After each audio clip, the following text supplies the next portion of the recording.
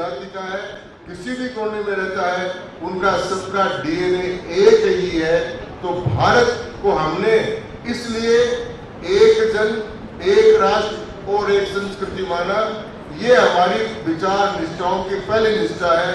और कांग्रेस भारत को तोड़ने में लग रही है, इसलिए टुकड़े टुकड़े मेंबर इन भारत तेरे टुकड़े होंगे इंशाअल्लाह इंशाअल्लाह ऐसे कहने वालों को टिकट देकर चुनाव लड़ा रही है।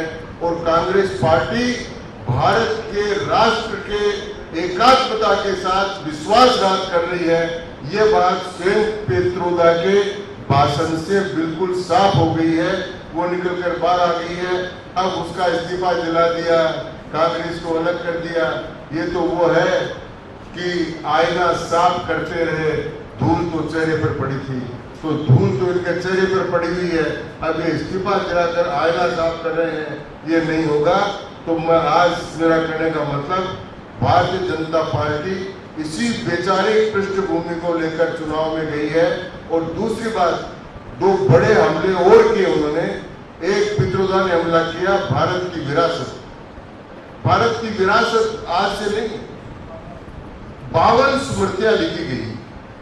52 स्मृतियों में भारत का विरासत कैसे लिखा गया। और जमदग्नि की लिखी हुई आखिरी जो हमारी है वो याज्ञवल्क्य स्मृति, उसके अंतर्गत हिंदू लॉ दौड़ होता है, उसमें लिखा गया है विरासत का अधिकार किस प्रकार से प्राप्त होगा। उस विरासत को भी तोड़कर वो कहते हैं अमेरिका जैसा कानून लागू करो और भारत को अमेरिका बना दो। और यहाँ पर हम जो अपने पिता के मरने के बाद में पिंडदान करते हैं उसको खत्म कर दो, पिता के मरने के बाद में पगड़ी बनती है उसको खत्म कर दो, उसको गंगा जी पोंछा कराते हैं वो खत्म कर दो। तो विरासत का कानून भी अमेरिका जैसा लागू कर दो। तो भारत की विरासत भी खत्म करना चाहते हैं, भारत की सांस्कृतिक एकता भी खत्म करना चाहते हैं, भारत के भू सांस्कृतिक राष्ट्रवाद को भी कांग्रेस खत्म करना चाहती है। ये कांग्रेस पार्टी है, इसका असली चेहरा लोगों के सामने आ गया है।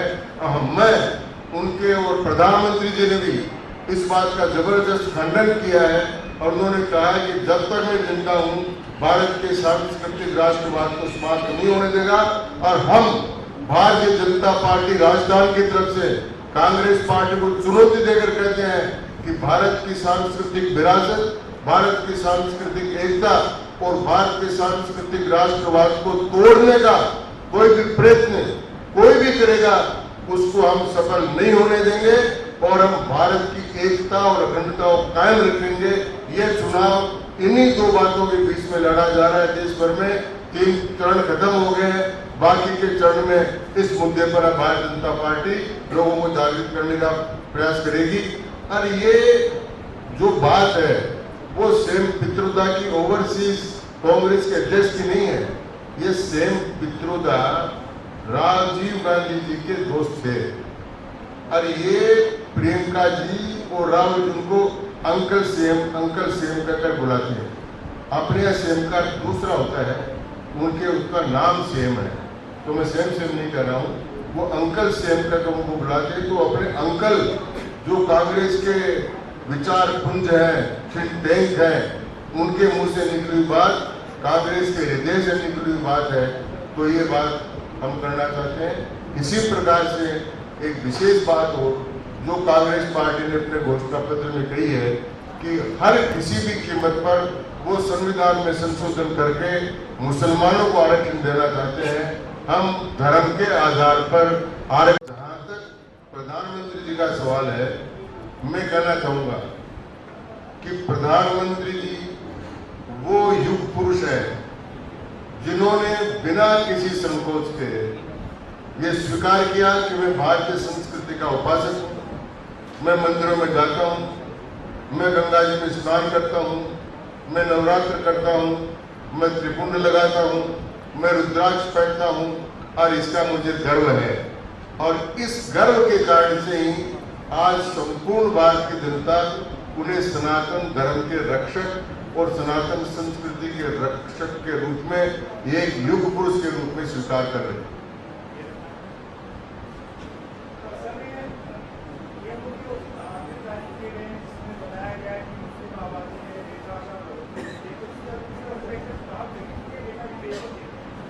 देखिए, ये डेटा जो रिलीज हुआ है वो रिलीज हो जाना चाहिए था, कारण कि जो अमेरिका जैसे देश या कई लोग जो भारत पर ही आरोप लगाते हैं कि उन्होंने सीए का कानून बना दिया, वो कर दिया, बाद में धार्मिक स्वतंत्रता नहीं है।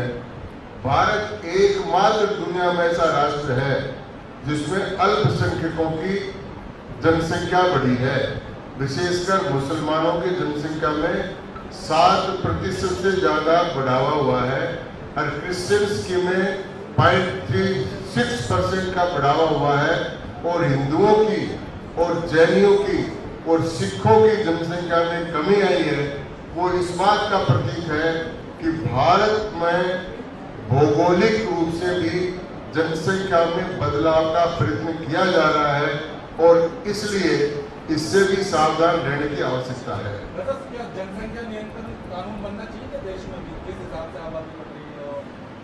देखिए, जनसंख्या नियंत्रण का कानून समय की आवश्यकता है, लेकिन उस पर कई प्रकार के वो हैं, तो अभी सरकारें उनको सामान्य नियमों के अंतर्गत जनसंख्या को नियंत्रित करने का प्रयत्न कर रही है, और उसमें प्रजनन दर में कमी भी आई है। तो अगर ये प्रजनन दर में कमी बनी रही तो फिर कानून की आवश्यकता नहीं रहेगी, लेकिन अगर प्रजनन दर में कमी नहीं आई तो फिर कानून की आवश्यकता हो सकती है।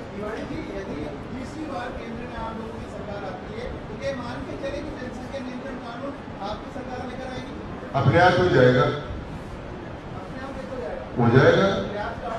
जो 21वीं बार प्रधानमंत्री मोदी जी बनेंगे तो उनके उपदेश सब लोग सुनेंगे, उनकी बात सब लोग मानते हैं, तो वो कहेंगे कि भाई हमारे राष्ट्र के लिए, हमारे संसाधनों के लिए परिवार पर कल्याण करना, नियंत्रण करना जरूरी है, तो लोग उनकी बात मानेंगे, हो जाएगा।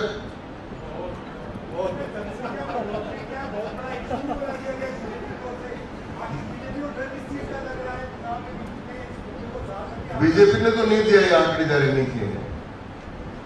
जिन्होंने आंकड़े जारी किए हैं, आजकल कई लोग कई प्रकार की बात जारी कर देते हैं, अब कोई सेल्फी तो ना बन जाए तो उसका मैं क्या कर सकता हूँ। धन्यवाद भैया, नमस्कार।